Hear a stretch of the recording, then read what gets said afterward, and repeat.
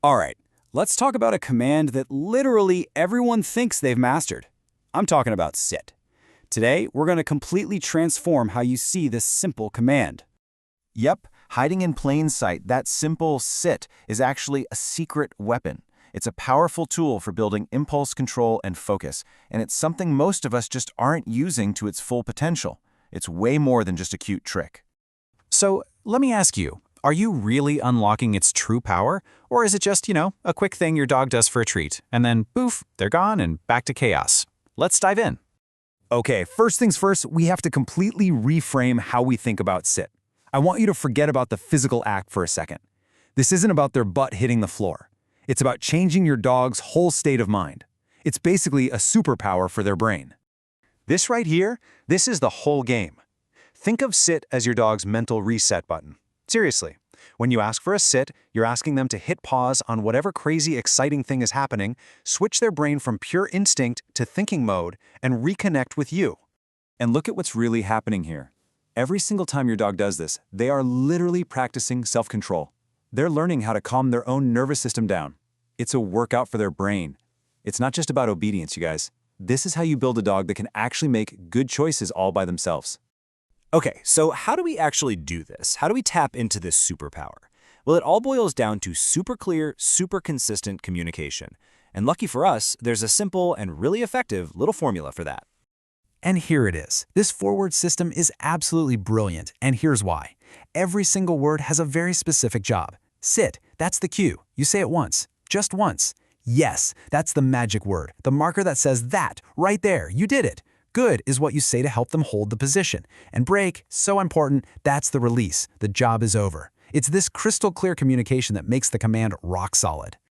Now let's talk about timing. How long should they actually stay in that sit? You might be surprised. The sweet spot is only about 15 to 45 seconds.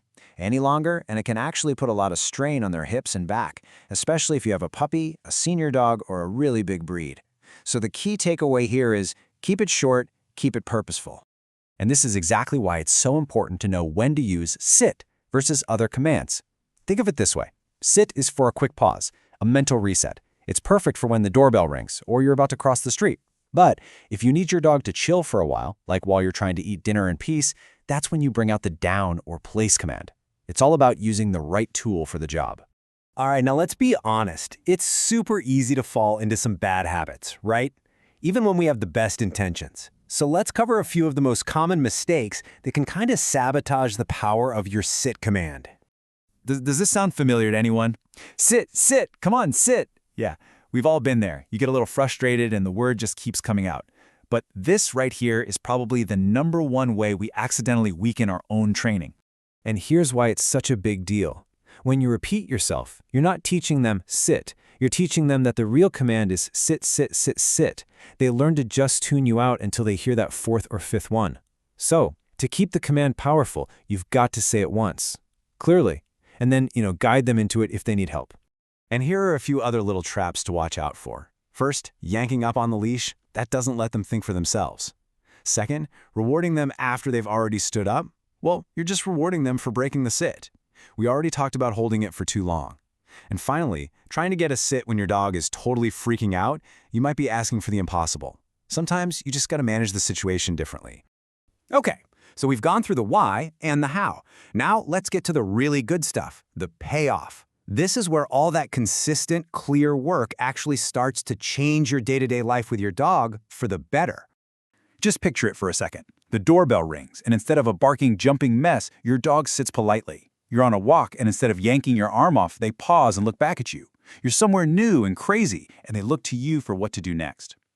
That's the world that a properly taught sit can create. It's the foundation for a calm, confident, and polite dog. And I want to leave you with this really powerful idea. Structure, it's a two-way conversation. It's not about you barking orders. When you give a clear cue like sit and an equally clear release like break, you're showing your dog that rules have a clear beginning and a clear end.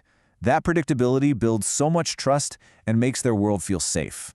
So as you go about the rest of your day, just think about that. Every single command is a chance to have a better conversation, to build a stronger bond. So my question for you is, what conversation are you going to start with your dog today?